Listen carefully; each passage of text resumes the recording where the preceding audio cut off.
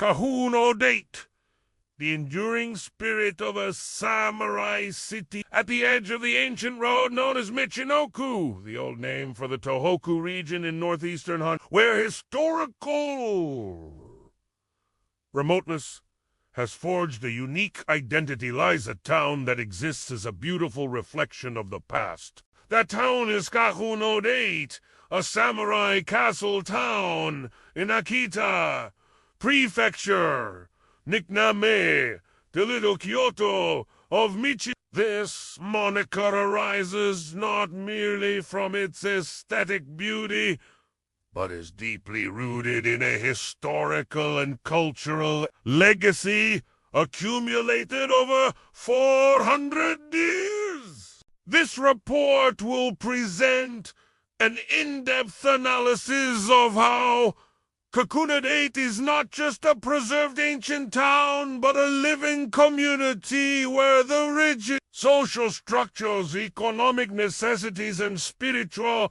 beliefs of the period 1603 to 1868 continue to drive and shape its contemporary identity. From its unique architecture and nationally recognized handicrafts to its powerful festivals and the modern way of life of its people, this report will explore 5 main sections: architecture that reflects social order, a cultural fabric woven from festivals and crops, culinary traditions born from the environment, folk legends that imbue the landscape with mystery and the town's existence in the modern world. The physical form of kakunodate is an indelible historical record of the social hierarchy of the Edo period, landscape designed to enforce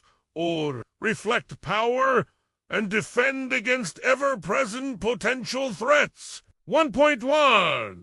The Founding Blueprint. A city divided. Kakunodate was founded in 1620 by the clan, and later came under the rule of a Satak Kita family. Has a strategically important castle. The town plan was based on a clear principle of class division, separated into 2 main districts: the northern samurai district called Lush and the southern merchant district called Tomachi. This division was not merely geographical, but a tangible reflection of Japan's 4-class social system during the feudal era. To reinforce this separation, a large earthen mound was constructed between the 2 districts, serving a dual purpose: as a fire break and as a first line of defense if the town were attacked. This mound thus symbolized both physical and social division. 1.2. The Samurai District Ukimachi, a landscape of power and privacy. The architectural language of the samurai district clearly communicates power and privacy. The exceptionally wide streets, a distinctive feature even in the Edo period, and the imposing black wooden fences, or karobai, that surround each mansion, are key elements of this landscape. These fences were not for aesthetic purposes, but were tools of social control, serving as a line between public and private space. Historically, the fences were built taller than the average height of people at the time to prevent outsiders from seeing in. The presence of these black fences became a de facto symbol of high-class status. Case study: the Oyagi residence. This mansion is a prime example of a higher-ranking samurai's dwelling, reflected in its vast area of nearly 1 hectare. Its architecture's filled with defensive elements, The Grand Yakuman-style main gate, which their family received special permission from the domain lord to build as a reward and symbol of honor. The slightly protruding warrior windows or mushamardo designed for surveillance without being seen. The low ceilings in the entrance hall to obstruct an assassin's sword swing, and a secret staircase to the second floor all indicate the Aoyagi family.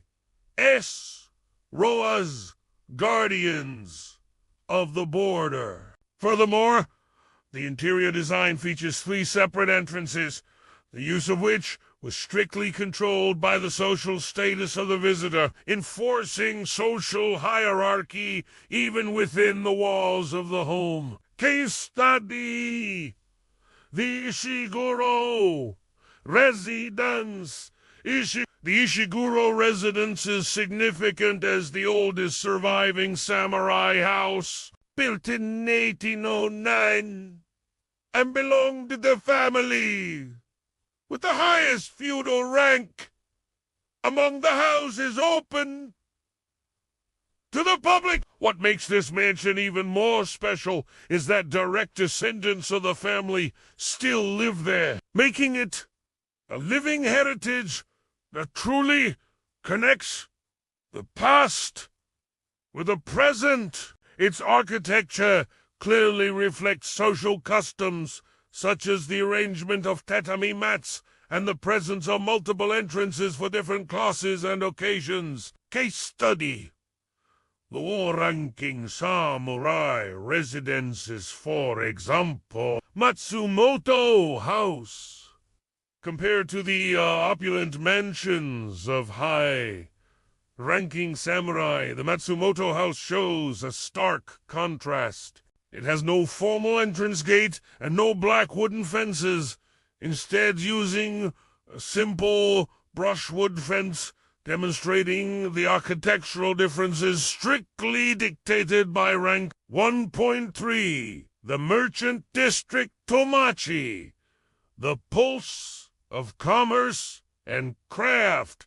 The Merchant District has a different architectural character. Most buildings are 2-story structures built on smaller plots of land and situated close together, reflecting the use of space for commerce. Many historic establishments continue to operate today, such as the Endo Joso Miso and Soy Sauce Brewery, which has been using traditional production methods for over 150 years, attesting to the continuity of trade and craftsmanship in this district. Table 1.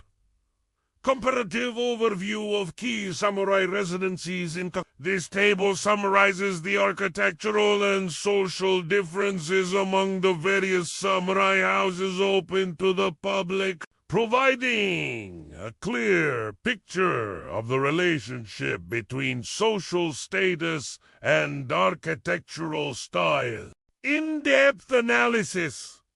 Architecture as a record of social control. The architecture of kakunodate is not merely about aesthetics, but is a physical record of the strict social hierarchy and the paranoia deeply embedded in the consciousness of the samurai class during the Edo period. The clear division of the town into 2 parts by a earthen mound, coupled with the defensive design of high-ranking samurai residences such as windows for spying and low ceilings to prevent assassinations, are not coincidental. They are deliberate designs reflecting a fundamental principle of the Tokugawa shogunate, maintaining a stable social order and preventing rebellion. The constant readiness for attack, even in a remote castle town like this indicates that the samurai identity was tied to a sense of threat, whether real or their homes were not just residences, but private fortresses. It is this architectural legacy, born of control, that has become the main driver of the tourism economy in the modern era. The physical features once designed to divide people have now become what connects tourists from around the world to share in a historical experience. Part 2.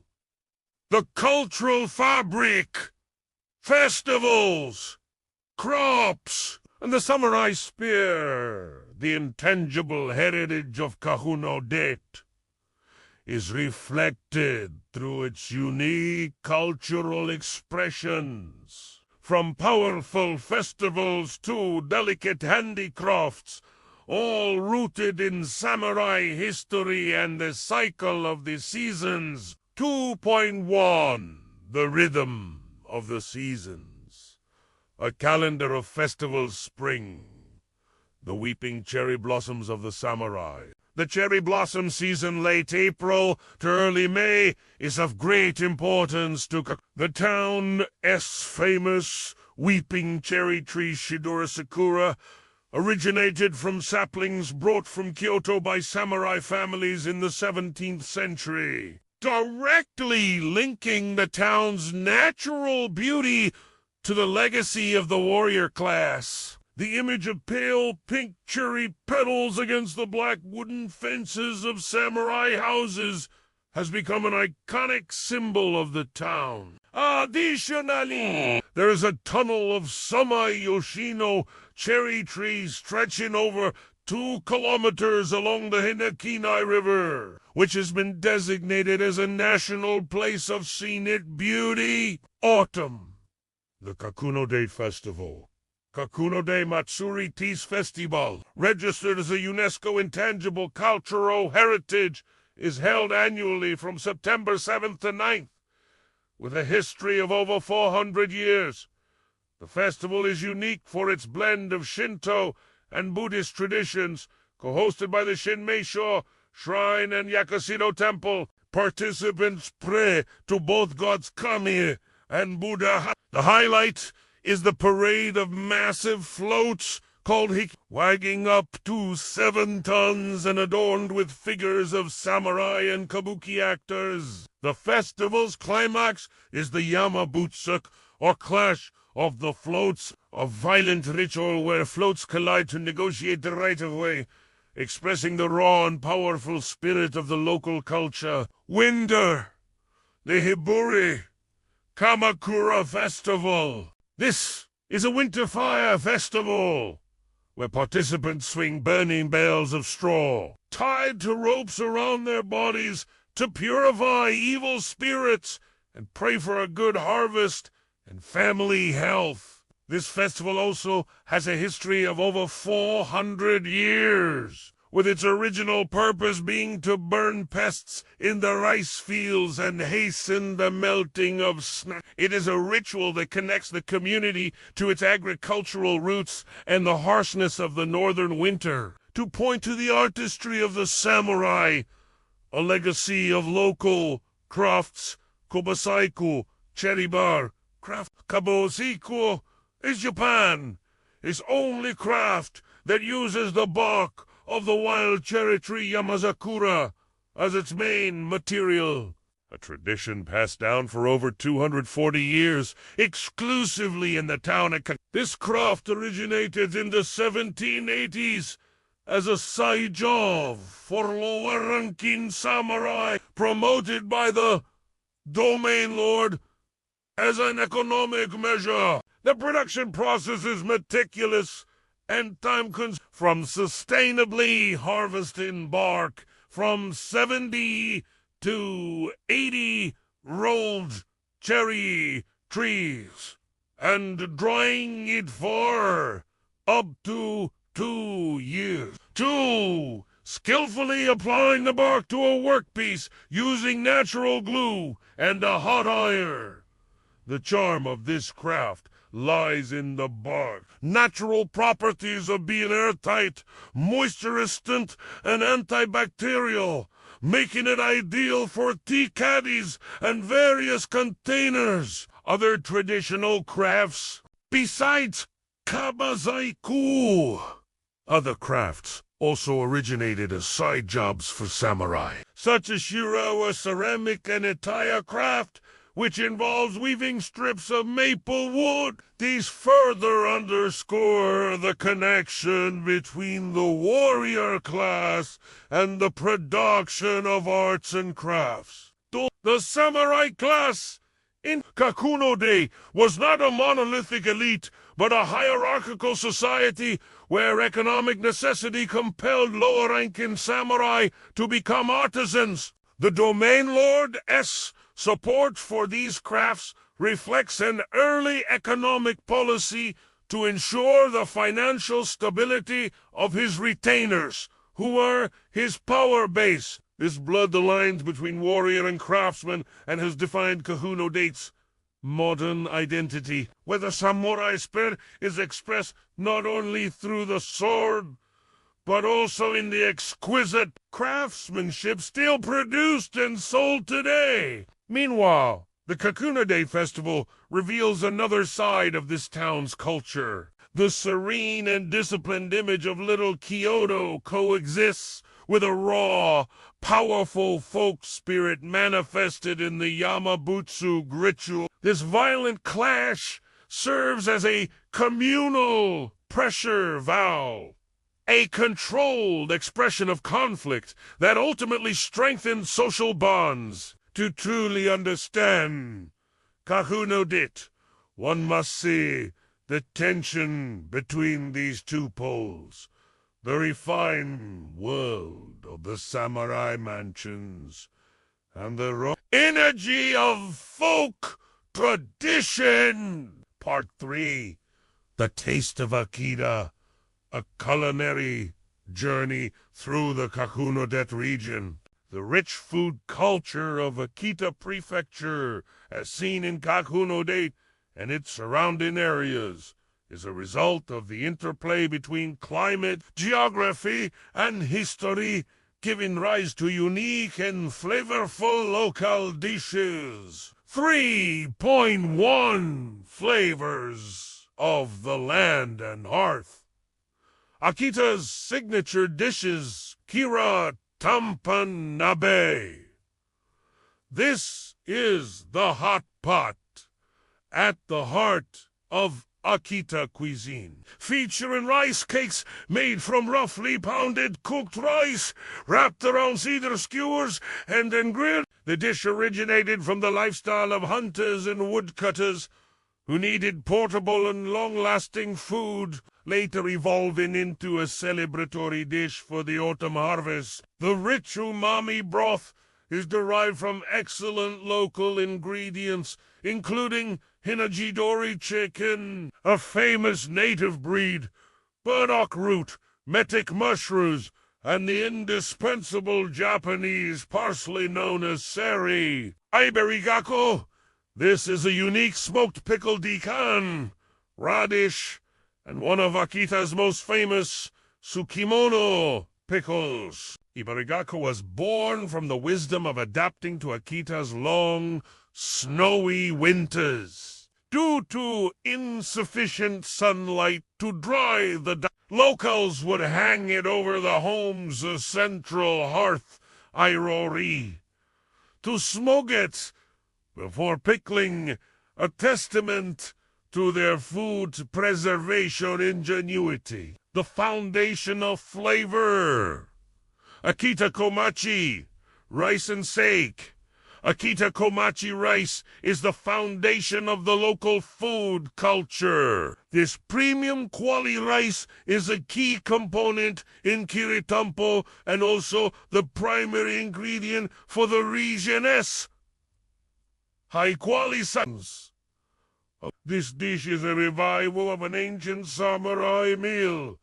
Its name translates to grilled in the hunting grounds. The history of Okaribayaki dates back to the hunting trips of the Satake Kita clan lord, who would grill their catch, such as ducks and pheasants, with miso seasoned with Japanese pepper. This dish is thus a historical romance that connects modern people to the outdoor lifestyle and culinary culture of Kakunodate's former ruler Okaribayaki. 3.3, a legacy of noodles in Oniwa. Udon in Oniwa. Udon is hailed as one of the three great udon of Japan, famous for its thin, flat noodles with a smooth, silky texture. The history of this udon spans nearly 400 years, dating back to the 1660s, and it was once a prized item offered to the domain lords of the Edo period. The uniqueness of Inaniwa udon comes from its entirely handmade production process, which takes up to 4 days of technique passed down through generations that gives the noodles their distinctive character. Echoes and mysteries, legends, folklore, and the spirit of place in response to the request for mysterious stories. This section explores the region's folklore and legends, which lend spiritual meaning to both its natural and man-made landscapes. 4.1, The Dragon of the Lake. The Legend of Princess. The powerful legend of Princess Tatsuko tells of a beautiful maiden who wished to preserve her beauty and youth for eternity. However, the wish transformed her into a dragon, and she became the guardian of Lake Tazal. This legend is closely tied to natural phenomena, providing a mythological explanation for why Lake Tazal, Japan's deepest lake, never freezes in winter. It is warmed by the bodies of Tatsuko and her lover, Hakiro Taro, another dragon who spends the winter with her. This legend functions as a form of spiritual ecology, creating a sacred narrative to explain observable natural phenomena, reinforcing a worldview that sees the landscape as alive and spiritually. Key part of the region is intangible cultural heritage. 4.2, Whispers from the Shrine. Tales of Shinmisha Shrine. Shinmisha Shrine, the spiritual center of the Kakunodate festival, has several folk tales passed down through generations. The tale of a Tengu and the lazy man.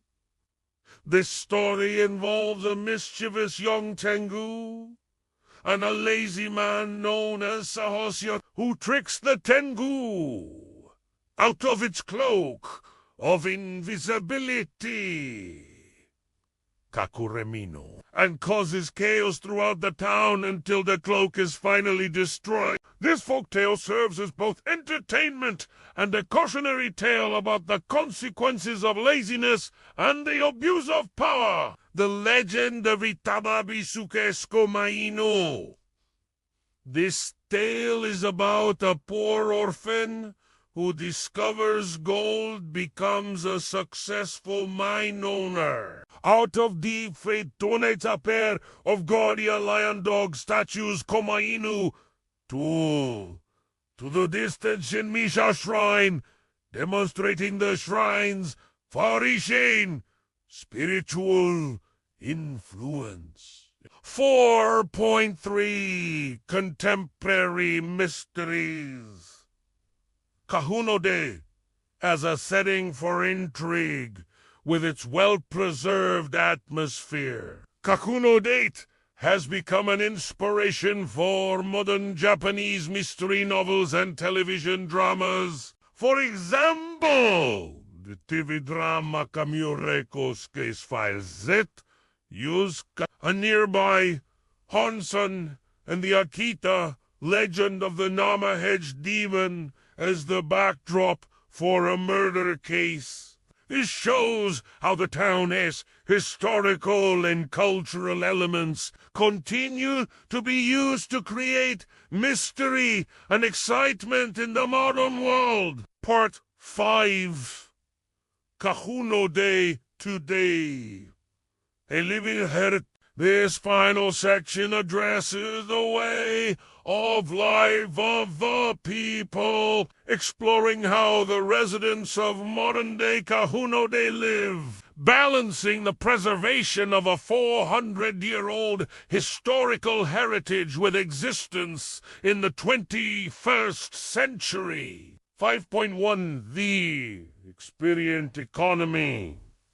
Tourism as a lifeline. Heritage tourism is the cornerstone of kakunodate. Modern economy, attracting over 2 million tourists annually. The town's economy is built on providing a sensory experience of traditional Japan. Businesses ranging from kimono rental shops and rickshaw services to restaurants serving local cuisine and stores selling traditional crafts are all part of this economic ecosystem. The economy here does not rely on heavy industry, but on the careful management and presentation of its historical and cultural heritage. 5. The daily life of the town's residents, especially the descendants of samurai families like the Ishiguro clan, who still live in their ancestral homes, is intertwined with the responsibility of maintaining these historic sites. They are living bridges connecting the past to the present. The regulations of the important preservation district,